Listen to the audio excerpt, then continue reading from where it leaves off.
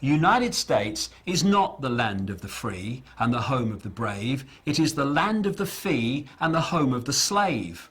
And more Americans are waking up to that fact, and hallelujah to that, because only if they do so and then act upon their new perception will they truly have any chance of living in a land that is anyway associated with freedom, and a land that makes a contribution to peace in the world, not a contribution to more and more slaughter, more and more conflict, and therefore more and more acquisition of people and land.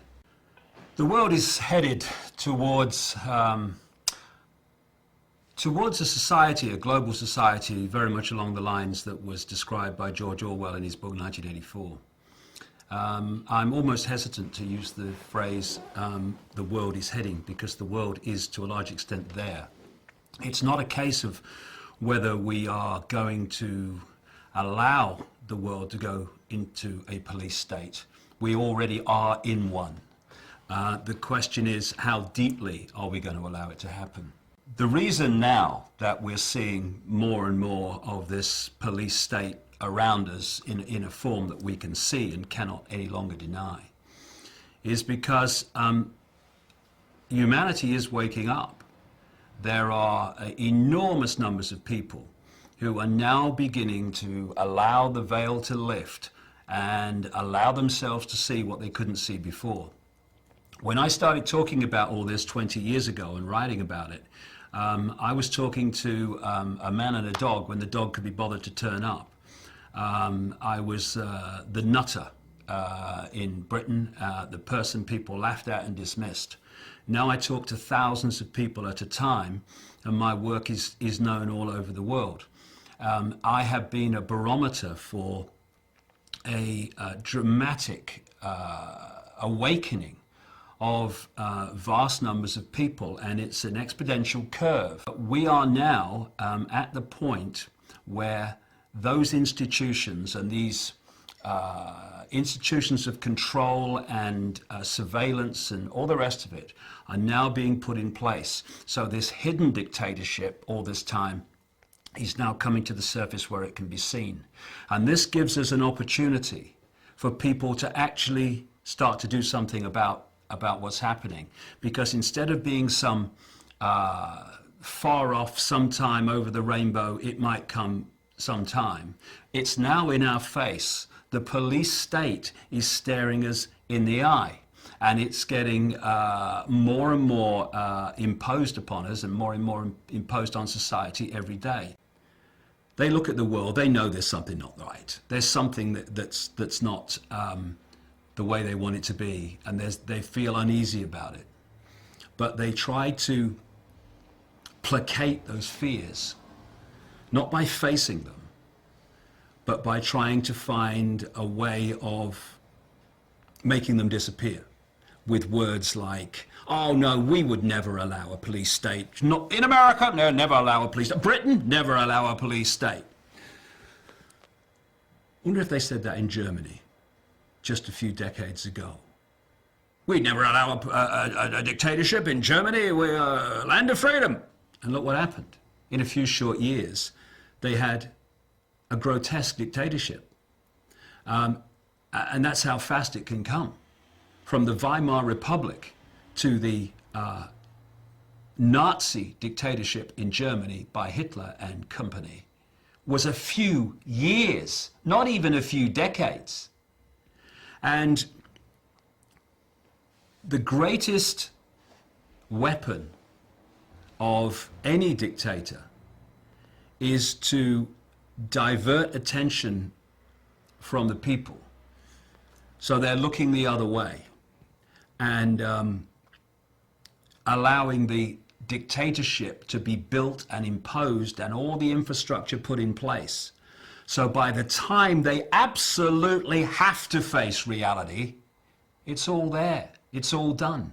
I'm sick of this, and I'll tell you why I'm sick of it, because while these pathetic, naive people, despite all the evidence before them, are looking the other way, oh no, it's just paranoia. While they're doing that, They are allowing these people to impose their will on my children and my life, and I'm not having it. And if people would just engage a few more brain cells, open the eyes and look, they will see the scale of fascism, no other word for it, that we are being subjected to today. And if you don't wake up and you go on looking the other way, well, the fascism just gets more, and eventually it'll dawn on you, and by then it will be too late. Don't look to me for sympathy when it happens, mate, because you got your chance now.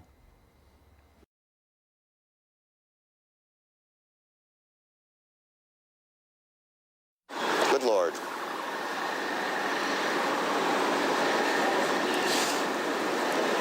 There are no words.